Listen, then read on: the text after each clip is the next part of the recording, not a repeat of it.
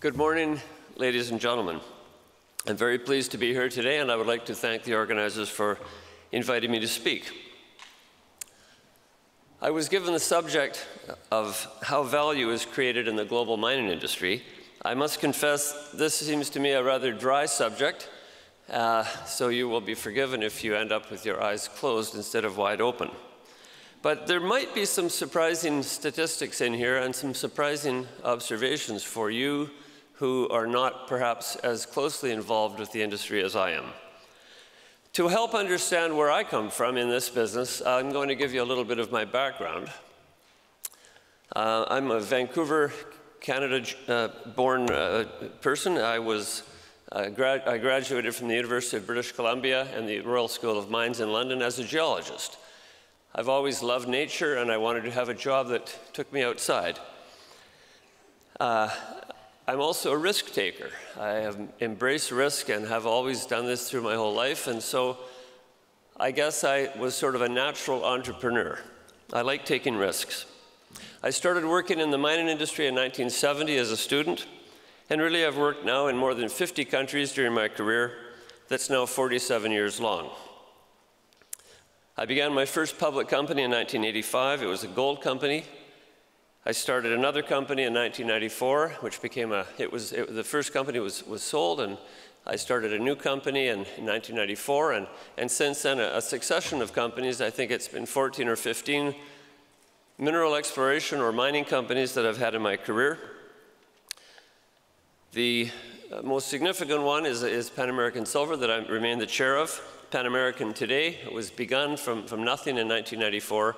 Today it's the second largest primary silver mining company in the world. We operate 7 mines in Peru, Mexico, Bolivia, and Argentina. We have about 8,000 employees. It's a large company now. It's in great shape. It's worth about $3 or $4 billion in the market. But I've also started many other companies, a gold company in Colombia, gold company in Brazil, silver companies, as I said, in Latin America, many copper companies, copper in Chile, in Peru, and in Canada. So I've been really doing this for a long time. The other companies together had a market value or a sales value of about $3.5 billion. And this was after investing about $500 million in their businesses. So it's been a very successful business from a financial standpoint as well. Not only am I a geologist and a miner, but I'm also a very passionate environmentalist. And I believe in the urgent need to reduce carbon emissions in our atmosphere. And so I began a clean energy company in 2008 called Altera Power. Altera produces about 1,100 megawatts of clean electricity in hydro, wind, solar, and geothermal power in Canada, the United States, and Iceland. It's a good-sized company now, and it has another 1,000 megawatts of projects under development. So I'm very pleased at having built that company as well. So how do we talk about value in the mining industry?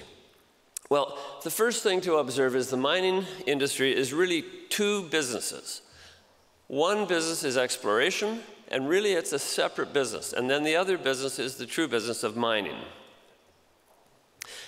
Talking about exploration first. In many countries like Canada, there is a thriving pure exploration industry with thousands of companies, and all they do is look for minerals. And they look all over the world. These are companies that never build mines. Really, they just explore, and if something is found that can be built into a mine, they usually either sell the company to a larger mining company, or they merge it together so that their shareholders can be shareholders of the bigger company. This is a very high-risk business with only about 1 mine that's successfully developed from about 1,000 prospects. Billions of dollars are raised every year by such companies, but most projects end in failure. Every so often, though, there's a company that will find a mine, and investors might make 100 times their money by investing in these companies. 100 times. So it's really kind of like a casino. Very high risk, enormous speculation, and enormous risk-taking. Our group, the group I work with, tries to invest in less risky projects where we have a high likelihood of finding valuable minerals that can be economically mined. So we typically look for projects where we might risk, say, $100 million, but develop projects that might be worth, say, $1 billion, that we might be able to sell for $400 or $500 million. Those sort of general numbers have worked very well. This gives us a good return if we're successful, but it recognizes that not all of our projects are going to be successful. We try to use the best people in the industry, and of course, some people are better at finding mines than others. We look for large projects in safe countries.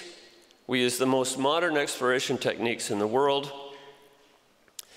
And we work very hard at managing environmental and social issues. Even in really tough places like Bolivia and Guatemala, our group has had real success at working with local communities for mutual value. We have a really excellent reputation for corporate and social responsibility, something that is very hard to earn, but very easy to lose.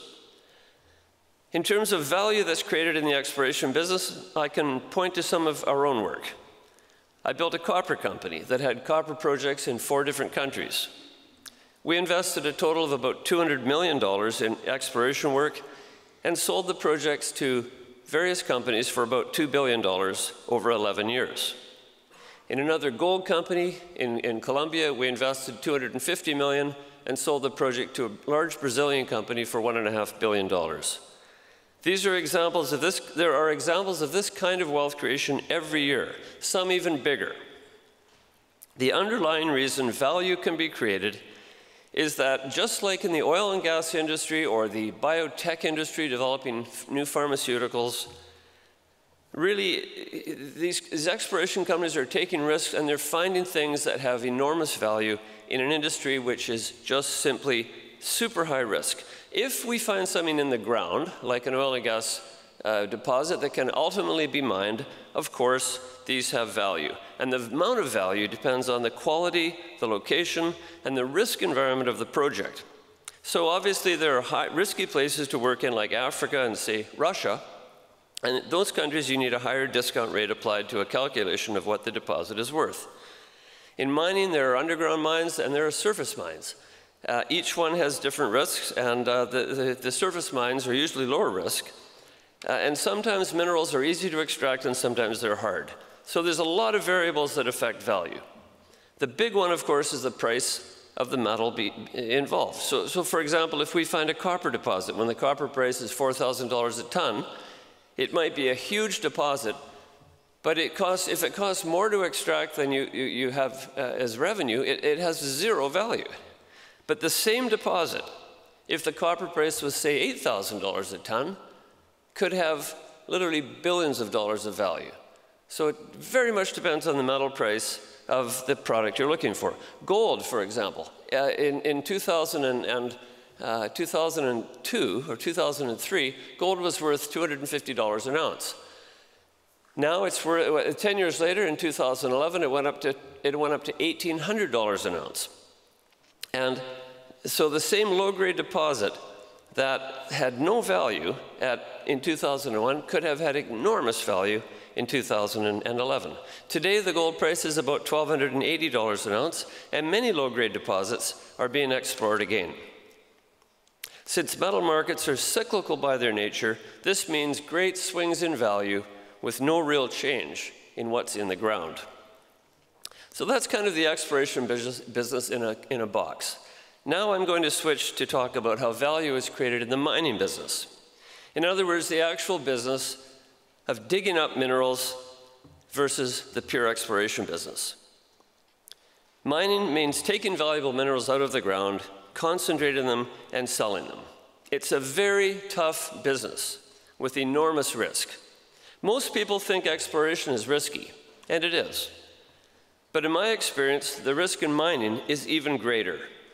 I can give you examples of some of the world's largest companies buying or discovering large mineral deposits and, for one reason or other, trying to build big mines that just don't work and have to be closed. Every year, companies close mines that simply can't operate profitably. Sometimes it's because they did poor work evaluating the deposit. Sometimes nature doesn't cooperate, despite all of the best engineering and science that we can do.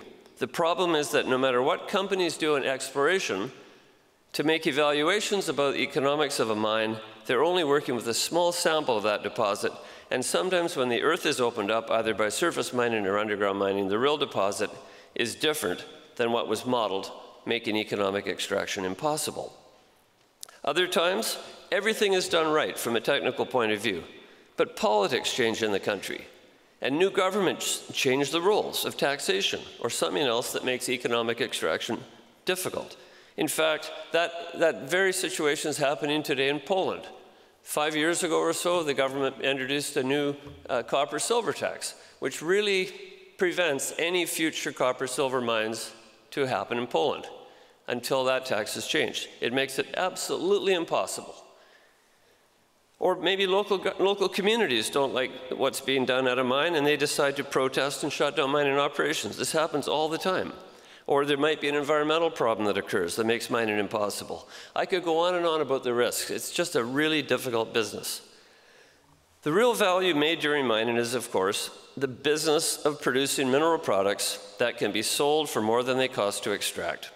Some mines are large, large, long-life, high-grade, extremely profitable projects that even a completely idiotic management team cannot lose money on. They're just super rich, and even a fool can't lose money producing mines. And other mines are exactly the opposite. They're just impossible projects. They look good on paper, but when you actually get into mine these things, even a genius team can't make money on. And that's just how things work. That's how Mother Nature varies things. Most mines, though, are operations that need strong managers to work well. They're technically difficult, dangerous, environmentally challenging, and often in very tough locations where there can be social issues. And I say social issues because for some reason mines are magnets for environmental and social activism. They're easy targets for opponents who might be completely ignorant of the societal value of mines, but they're very visible targets. Mines are massive engines of economic development, great employers, great taxpayers, and so on. Mining is always at the front line of activism by activists who find them easy targets for criticism. I often feel many of these activists would be better looking at themselves in the mirror and asking themselves how many times daily they use minerals. Or why don't they oppose permanent impacts like urban sprawl or highway construction, so on. Mines are short-term by their very nature. Mines are dirty, there's no question, and they create permanent impacts on small parts of the earth. But modern mining is far different than historic mining. Modern mines have to comply with modern environmental standards no matter where they are. Modern mining managers are very oftentimes people like me, sincere and committed environmentalists who are really serious about minimizing the environmental impact of modern mines. And let's not forget, as I said, that mines are short-term uses of the earth and always end because mining is non-renewable. And once mining ends, the impact can be restored to close to the original condition over time. So how do you create value in the global mining industry? It's hard, but if a company has the right kind of deposit in the right place, with the right people, with the right government and community support, and with no unlucky surprises, it can create a lot of value. And how do I mean value? I mean value in the big sense. Value to the mine owners, of course. There has to be a significant financial return to the mine owners who have invested enormous amounts and taken high risks to get a mine going. But if a mine runs well, most of the value coming out of the ground actually stays in the country it's produced in. What is the value to a country? Well, it's not just the employment and taxes from the employers. It's also the service companies working with the mine. It's the construction of infrastructure, roads, railways, electricity, communication, and so on that persists long after mining ends. And it's the technical expertise that is built up. I mean, I'll use an example. I just saw these numbers yesterday from Canada. In Canada, which has a population about the same size as Poland, direct jobs for mining are 373,000 employees. And there's 190,000 indirect jobs. The average wage for these workers is $115,000 per year. The gross revenue from mining in Canada is $43 billion a year, and not nearly all of that money stays in Canada. 19% of the value of Canadian exports is mineral products. So this is very good for the balance of payments. It keeps the currency stable. In terms of GDP, the contribution from mining in Canada is $120 billion per year, and mining companies pay $8.5 billion to the Canadian government in the form of taxes. Those are big numbers, and that's the kind of value that mining can create. All of these values means that most countries in the world, most countries, try to attract mining companies to build new mines there. It's one of the reasons Canada, Australia, Chile, and many other countries have high standards of living. But mining is easy to scare off with short-sighted government policies that try to suck the blood out of a mine with leaving nothing for the owners. And right now, a number of countries are doing everything they can to discourage new mining investment. Some examples: Tanzania, Venezuela, Indonesia, and Guatemala. The result is that no sensible company will want to explore or develop new mines in those countries. Mining capital is global and will go wherever it is considered welcome. The business is risky enough without fighting irrational governments. I'm going to finish off my comments today by giving an example of the value from mining that could come from our efforts here in Poland. In 2009, I began a project looking for another big copper deposit like the one being mined by KGHM in southwest Poland. Poland has excellent exploration potential for such deposits, and KGHM hasn't explored intensely because it has existing reserves for 50 to 100 years already in its concession holdings.